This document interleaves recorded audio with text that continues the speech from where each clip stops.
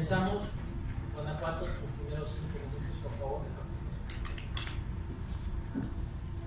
Buenas tardes, señores del jurado, señorita. Contraparte y cada uno de los participantes que estamos aquí reunidos. Primero, mi reconocimiento a cada uno de los participantes de esta categoría. Pues un honor estar por este debate por el tercer y cuarto lugar.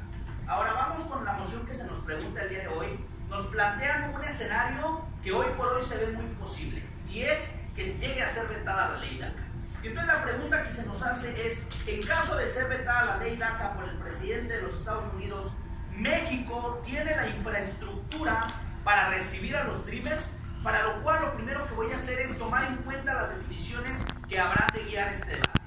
Por vetar entendemos el rechazo de la promulgación, o en este caso, la continuidad por parte del presidente de alguna ley sancionada o algún programa aprobado por el Poder Legislativo.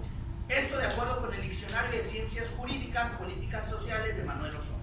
Ahora, la ley DACA será muy importante entender, o este programa. Es la ley que da vida al Programa de Acción Diferida para los Llegados en la Infancia, por sus siglas en inglés, el cual implica lo siguiente: diferir cualquier acción sobre su situación migratoria por un periodo de 2 años con la posibilidad de renovarse.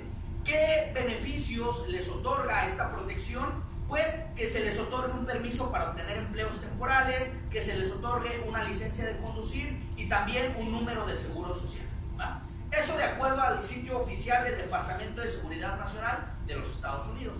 Entenderemos la parte crucial de este debate, que es lo que vamos a evaluar, que es la infraestructura para recibirlos, que como lo define la Universidad de Chile en su documento Las infraestructuras públicas, dice que constituye los cimientos materiales sobre los que se erige la sociedad, por lo cual es una necesidad pública que debe ser provista o al menos regulada por el Estado. Esta parte es muy importante porque debemos entender que la infraestructura a la que nosotros nos vamos a referir no solamente es en el ámbito público, aquella que directamente proporciona el gobierno, sino también aquella que es capaz de generar con el apoyo de privados, como lo es la infraestructura para ofrecer empleos con nuevas empresas transnacionales o nacionales y demás. Pero bueno, ¿qué es lo que vamos a debatir? Vamos a debatir si esta infraestructura atiende las necesidades que tienen estas personas y si hay suficiencia para cumplirla, para lo cual será muy importante tomar en cuenta el siguiente dato. Actualmente el programa protege a 790,077 inmigrantes no autorizados, de los cuales el 78% son mexicanos, es decir, cerca de 620,000 son los que potencialmente regresarían a nuestro país, según datos del Servicio de Ciudadanía e Inmigración de Estados Unidos.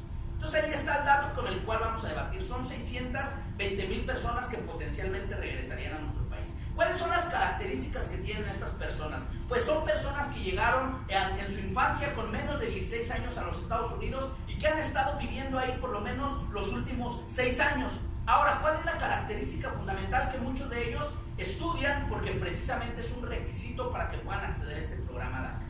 Pero bueno, vamos a entrar ya de lleno con los argumentos de por qué sí tenemos una infraestructura necesaria para recibirlos, aun cuando aparentemente pensáramos que no, por las tantas necesidades que tiene México. Pero aún así, vamos con el primer argumento, y es que una de las más grandes necesidades que debemos satisfacer a cualquier joven es en materia de educación. Entonces lo primero que debemos aclarar es que se puede satisfacer la escasa demanda de educación que estos Dreamers van a tener. ¿Por qué será escasa? En primera, porque la gran mayoría de los beneficiados ya han concluido la educación básica, puesto que es un requisito para acceder. Segundo punto, porque una parte importante ya tiene una carrera universitaria e incluso cuando esto no sucede, por lo menos han desarrollado un oficio que ya pueden desempeñar, por lo tanto la demanda de educación es poca a la cual se le puede dar satisfacción. Segundo argumento, se detonaría la creación de empleos. Una de las cosas que probablemente más nos preocupen es ¿y en qué van a trabajar? Pero creemos que la llegada lo que puede hacer es potencializar, por ejemplo, la atracción de inversión extranjera directa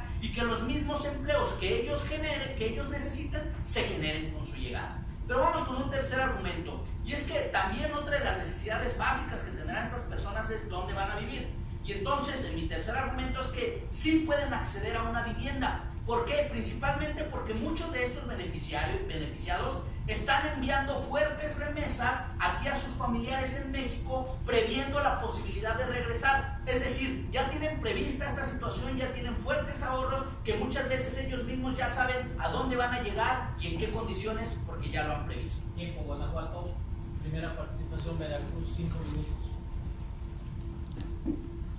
Encontrarme en estas instancias de la convocatoria nacional de debate político en esta edición 2018 me remonta precisamente al momento en el que iniciamos con esta travesía que ha durado unos cuantos días. Y en aquel discurso de Rosa María Espinosa, subsecretaria del Departamento de Enlace con Organizaciones Juveniles, que nos dio al inicio, donde nos recordaba la importancia de la participación juvenil en este tipo de foros del diálogo, foros para el intercambio de ideas y lo benéficos que son para la construcción de una sana democracia, de un Estado más justo y de un México donde se incluyen a todas y todos. Por eso estoy muy agradecido de encontrarme aquí ante ustedes de nueva cuenta, ya ante estas instancias de este concurso. Estimadísima mesa de expertos que hoy vamos a estar bajo su escrutinio, muy buena tarde. Compañeros debatientes, muchísimas gracias. Contraparte, muy buena tarde también. Estamos analizando una situación que podría ser crucial para el desarrollo de México a partir de ahora y en unos cuantos años. La realidad es solamente una. México en este momento no cuenta con la infraestructura para recibir a todos los Dreamers que han sido ya en este momento, comienzan a ser, pues ya no son beneficiarios de la ley DACA. Lo primero que me gustaría aseverar es que hay una gran diferencia entre un veto parcial y un veto total. Y en este momento la ley DACA, que como bien lo definió en la contraparte, es una acción ejecutiva para establecer un visado de permanencia temporal a todos los jóvenes que emigraron siendo muy niños y que se desarrollaron en Estados Unidos. Aproximadamente 632,000 son los que hoy se encuentran viviendo en Estados Unidos. Pues bueno, el veto parcial ya comenzó. ¿Qué quiere decir eso? Que las renovaciones de estos visados ya no están ocurriendo, ya no se les están entregando. Por lo tanto, no se trata de una posibilidad, sino se trata de una eminente necesidad el que el Estado mexicano decida cómo va a afrontar la situación ante la cual 632,000 jóvenes mexicanos podrían estar regresando a México justamente ahora. Me parece muy interesante la definición que da la contraparte de infraestructura, pero estoy en desacuerdo. Para esta postura, infraestructura no solamente son las cuestiones materiales, sino también los servicios necesarios para el buen funcionamiento de un país, de una ciudad o de una organización cualquiera, o al menos así lo describe el sistema de información legislativa. Dicho eso, tenemos que entender que la infraestructura, tomándolo en cuenta como todo ese ecosistema donde conviven elementos, dotaciones y servicios necesarios para el buen funcionamiento de un país, no solamente se reduce a lo que la contraparte ha planteado, que solo se ha puesto a favor de la educación. Tendremos que analizar otros elementos como salud, como empleo, pero lo más importante, también las condiciones sociales, las condiciones culturales con las cuales abrazaremos a una población de 632,000 jóvenes que desafortunadamente tuvieron que crecer en condiciones muy diferentes a las que hoy México presenta. Entonces, pues, podemos notar ya de entrada que representa un reto gigantesco. Voy a centrarme primero en el tema de salud. Y la realidad es que el sistema de seguridad social mexicano es deficiente incluso con los jóvenes que hoy vivimos en México. Luego, pues, que la INEGI presente el dato que solamente 50 millones de mexicanos hoy cuentan con un programa de seguridad social garantizado por nuestra Constitución y por nuestro sistema de seguridad social. Una deficiencia de más de la mitad de los mexicanos que hoy vivimos en este país. Dicho en otras palabras, si nuestro sistema político actual no es capaz ni siquiera de mitigar las necesidades básicas de los jóvenes que hemos nacido, crecido y desarrollado en nuestro país, difícilmente va a poder afrontar un reto tan importante como es abrazar, como se lo merecen, esos jóvenes mexicanos que salieron de esta hermosa patria sin siquiera ser su decisión.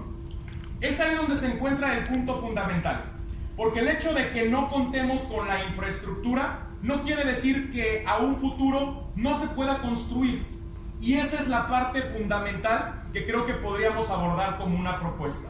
Revisar y primero asegurar que no contamos con ella, para después entender cuáles serían los mecanismos para asegurarles a estos jóvenes un ingreso a nuestro país que les garantice todo lo que necesitan. En mis siguientes intervenciones ahondaré más. Segunda participación. Bien, precisamente la parte del debate donde se presentan los argumentos es la introducción, y tristemente pues no nos presenta más que uno hablando de salud. Pero precisamente quiero rescatar la frase de aquel astrónomo Clifford Stoll, donde decía: los datos no son información, la información no es conocimiento. Y es que, ¿qué pasa con el dato que nos da? Es un dato sumamente tramposo y que no lo sabe utilizar de manera adecuada. Porque dice, solamente 50 millones de mexicanos cuentan con servicio social. Pues es que hablemos cuáles son las verdaderas causas de esta situación. Y la realidad es que cerca del 60% de la economía mexicana se versa en la informalidad. Entonces esa es la verdadera razón por la cual no todos los mexicanos tienen acceso a un servicio de seguridad social, sino solamente aquellos que tienen un empleo formal. Es evidente que aquellos que se desempeñan en la informalidad es mucho más complejo para un Estado mexicano garantizarles el servicio social. Entonces no es como lo quiso utilizar la postura en contra. ¿Qué es lo que sí es una realidad? Que estos Dreamers representan un enorme potencial para la capacidad que ya tiene hoy México. Y es que hablemos, por ejemplo, cómo es México visto en el contexto internacional, donde es uno de los países más liberales en el mundo en el tema de tratados internacionales, en el cual pues tiene 12 tratados internacionales con 46 países, en el cual se ha vuelto uno de los principales países que atraen inversión extranjera directa y se ha vuelto sumamente importante. Por ejemplo, ¿qué pasa en la relación con Estados Unidos? Donde apenas hace 2 días se anunciaba de que sí hay interés de que se mantenga el tratado con Estados Unidos, pudiendo ser no con Canadá, pero sí con Estados Unidos. ¿Esto de qué nos habla? De que las condiciones económicas de México suelen ser favorables y esa es la tendencia. ¿Y esto en qué nos puede ayudar? Para satisfacer las necesidades de estos 620,000. Porque también es un dato que nos quiere, no sé por qué la necesidad de tergiversar los datos, cuando el Servicio de Ciudadanía e Inmigración de Estados Unidos es muy claro, son 620,000, no 632,000. Yo no sé la necesidad de mentir además por 12,000 personas. Pero bueno, vamos con el primer argumento. Yo les decía ya que se puede satisfacer la escasa demanda de educación. Porque ¿qué pasa? El sexto criterio para acceder al programa es que se encuentren actualmente en la escuela, se hayan graduado o obtenido un certificado de finalización de escuela secundaria, o que hayan obtenido un certificado de educación general. ¿Qué quiere decir? Que entonces todos estos, muchos de ellos ya ni siquiera necesitan educación básica, sino necesitan educación media superior e incluso muchos más bien superior. ¿Y cuál es la alternativa que nosotros tenemos? Pues es fácil y sencillamente la educación a distancia, es decir, la educación virtual, que México ha crecido fuertemente en infraestructura de educación virtual para ampliar los cupos de una manera mucho más sencilla. Y es que precisamente en el documento La educación a distancia en México, una nueva realidad universitaria que realiza la UNAM, investigadores señalan que la educación a distancia ya es una realidad para México. Ya tenemos sistemas virtuales como el de la Universidad de Guadalajara que dan cabida a gran cantidad de estudiantes y que se puede ampliar para recibir a los Dreamers que tengan esta necesidad. Pero hablamos también de la creación de empleos. ¿Y por qué esto responde al argumento de salud? Porque creemos que precisamente el potencial que ellos representan, primer punto, la mayoría de ellos son bilingües. Segundo, muchos de ellos son profesionales. Tercero, los que han trabajado en Estados Unidos tienen experiencia laboral en empleos formales y altamente productivos. Todos estos 3 elementos se vuelven atractivos para el mercado interno, para atraer inversión extranjera directa, que a su vez cree los espacios laborales que demanden estos Dreamers. Y si son empleos formales, ¿qué creen? Es mucho más probable darles la seguridad social para que cubran entonces no solamente las necesidades en materia de trabajo, sino también en materia de salud y todo lo que se deriva de la seguridad social. Segunda participación, 4 minutos. Me parece que la contraparte está abusando del coloquio cuando refiere a mi argumento como tramposo, ya que toda vez, pues el suyo también lo ha sido de la misma forma cuando hablaba acerca de las remesas. La realidad de nuestro país es que tan solo en 2016, 28,100 millones de dólares han entrado por remesas desde los Estados Unidos. La realidad es que buena parte de estas remesas han sido producidas por estos jóvenes que hoy se encuentran laborando precisamente en los Estados Unidos. El hecho de que tengan la inminente necesidad de llegar a México, eso quiere decir que evidentemente esas remesas se reducirán dramáticamente, afectando y lacerando de una manera muy profunda cómo se desenvuelve nuestra economía en este momento.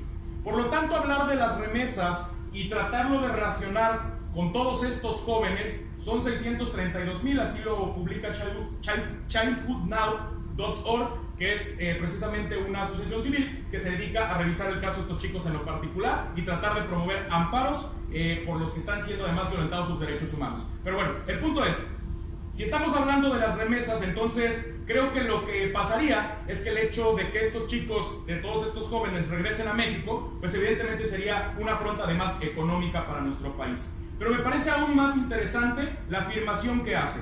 Estamos hablando de que todo este bono demográfico en efecto pudiera tener un nivel académico de preparación muchísimo mejor que el que estamos teniendo en este momento en las medias de los que hemos nacido, crecido y desarrollado en México. Interesantemente, solo 1 de cada 100 jóvenes mexicanos llega a tener un posgrado. Si lo ponemos en comparación con este bono demográfico, donde el 76% al menos tiene una carrera profesional terminada, una licenciatura, un degree, entonces estaríamos hablando de que pasan a convertirse en competencia directa y muchísimo mejor posicionada que los jóvenes que nos hemos desarrollado, crecido, que hemos estado viviendo, que nacimos aquí en México. Dicho pues, esa amenaza no solamente pone en riesgo a los mismos jóvenes que ingresarían a nuestro país, pues sería difícil garantizarles trabajo, sino que además supone una amenaza a los que nos hemos desarrollado aquí, reduciendo aún más la capacidad que tendríamos para encontrar un buen trabajo, un trabajo bien pagado. Pero ahora bien, supongamos que tuvieran la oportunidad de ingresar a México y de aspirar a un trabajo dentro de las áreas que normalmente se muestra que se ha sesgado su educación profesional. Muchos de ellos se han dedicado a la investigación, a las cuestiones científicas y tecnológicas. Me parece muy lamentable afirmar que México tendría la capacidad como país para asegurarles, por ejemplo, un buen salario cuando en una de nuestras máximas casas de estudio, la UNAM, se le paga 90 pesos por hora a los mejores investigadores. De ahí que muchos jóvenes mexicanos hayan tenido que emigrar a otros países en búsqueda de mejores oportunidades. No debemos de abordar el tema excepto analizando la realidad que vivimos. No contamos con la infraestructura en ninguno de los sentidos para poder recibir a estos jóvenes. Pero además yo refería que incluso esta infraestructura podríamos hablar también como ecosistema de todos estos conjuntos de elementos, y en esos elementos también entra la parte cultural. No están acostumbrados a vivir como vivimos en México. No están acostumbrados a tener lo poco que tenemos en México en materia de desarrollo humano y social. Y eso también es una gran afronta. ¿Es cuánto? Guanajuato, tercera participación. Algo que sí me parece lamentable es hablar desde su situación privilegiada. Compañero, afortunadamente, dele gracias a Dios, usted no ha tenido que salir de su país para llamarles amenaza a ellos que no se fueron por gusto. Muchos de ellos se fueron por necesidad. Y creer que yo me merezco más el empleo porque yo siempre he vivido aquí es totalmente discriminador para ellos, porque ellos no han dejado de ser mexicanos y tienen tanto derecho a un trabajo como usted. Quiero que le quede bien claro.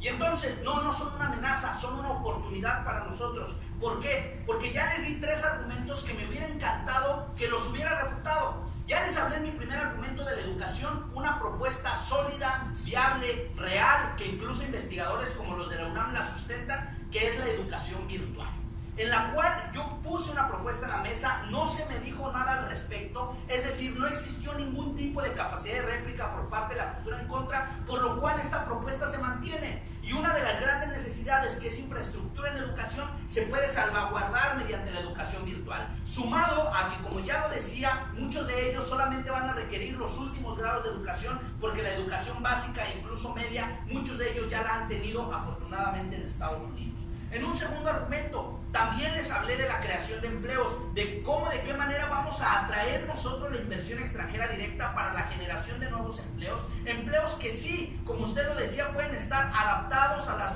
grandes habilidades que han desarrollado estas personas. Tampoco se me refutó nada al respecto de la inversión extranjera directa. Y es que hablemos, por ejemplo, de cómo Laura Dashner, experta en comercio y competitividad del mercado mundial, habla de que con la llegada de estos Dreamers se reforzaría la promoción proactiva y estratégica necesaria para atraer una mayor inversión extranjera directa. ¿Qué es esto? Pues que se vengan más empresas transnacionales que generen empleos, que precisamente esos puestos gerenciales que hoy a veces por falta de preparación no se los pueden dar a un mexicano, pues sí se los den a uno de estos mexicanos que recién estén llegados a nuestro país. Ahora, el tercer argumento sobre el tema de las remesas y cómo se pueden acceder a una vivienda. La contraparte decía, es que es dinero que se va a perder, más bien diría yo, es dinero que se va a transformar, que actualmente lo hacían llegar a manera de remesas, pero más adelante nos lo retribuirán a manera de actividades productivas. Es decir, si ellos logran insertarse en el mercado laboral, van a pagar impuestos. Entonces este dinero que entraba por una parte que era de las remesas, ahora simplemente se va a transformar, se vuelve en fuerza productora, y esa fuerza productora es lo que genera precisamente más dinero para las arcas, si es lo que de verdad nos interesara. Pero entonces, ¿qué es lo que les he dicho yo? Mi carga de la prueba no era demostrar que tenemos las mejores condiciones del mundo para que vengan y vivan como reyes, pero sí por lo menos las condiciones necesarias para que no les falte servicio de seguridad social, para que no les falte educación, no les falte una vivienda, no les falte un empleo, para que se cubran sus necesidades básicas como cualquier persona. Tercera participación, 3 minutos. Lo que la contraparte no ha entendido es que nada es gratis absolutamente en esta vida. Cuando está hablando de alternativas para garantizar un servicio dentro de este ecosistema que llamamos infraestructura, lo que no pone en consideración es que eso también tendrá un costo, y que ese costo saldrá precisamente de este mismo ecosistema al que nombramos infraestructura. Tomando en cuenta que Forbes y el Foro Económico Mundial establece que México se ubica en el lugar 68 de 144 países en el índice de competitividad e infraestructura, entendemos entonces el bajo nivel que tiene en comparación de países, no tan solo de América Latina, sino sobre todo de nuestros dos vecinos del norte, Estados Unidos y Canadá, que se ubican respectivamente en el 6 y en el 32. Ubicados una vez en esto, podemos asegurar cuantitativamente que no se puede comparar nuestra infraestructura con la que tiene Estados Unidos, toda vez que eso representa una desventaja para estos jóvenes que se han criado en unas condiciones muy diferentes a las que conocerían al llegar a México. Pero además de eso, cuando hablamos de este tema hablamos de suficiencia, porque no podemos ofrecerle lo que no tenemos a otras personas, aunque más lo queramos que así ocurra. Y entonces habla, por ejemplo, de innovar en educación virtual, y a eso se le tiene que invertir para mejores tecnologías, infraestructura en tecnología. A mí me gustaría que la contraparte, desafortunadamente ya no hay otra intervención, pero que me explicara cómo es posible que le intentaríamos ofrecer a los Dreamers a su llegada una educación virtual cuando hoy no le podemos garantizar a muchas zonas serreñas, o en el caso de mi municipio natal, a la zona lagunar de María Lizamba, acceso a internet, acceso a una red telefónica para comunicarse o estar en contacto con la civilización. Entonces me lo parece una completa hipocresía el pensar que cuando nuestra infraestructura no es suficiente ni siquiera para los jóvenes mexicanos que hemos nacido, desarrollado y criado aquí, y que posiblemente pretenderemos quedarnos aquí siempre, pues podamos ofrecérsela a alguien más. Lo último que le tengo que decir es que no soy una persona privilegiada. Soy una persona que se ha esforzado, como todos, para alcanzar sus sueños y para alcanzar sus metas, y que he tenido que trabajar desde muy temprana edad. Por eso es que le puedo asegurar que si México en algunos sentidos ha sido insuficiente para mí, también lo será para los Dreamers que necesitan llegar a nuestro país. Nadie pone en entredicho que no deban de llegar y que México no los debe abrazar. La pregunta es ¿cómo? ¿Seremos suficientes para ellos? ¿Cuándo? Muchas gracias.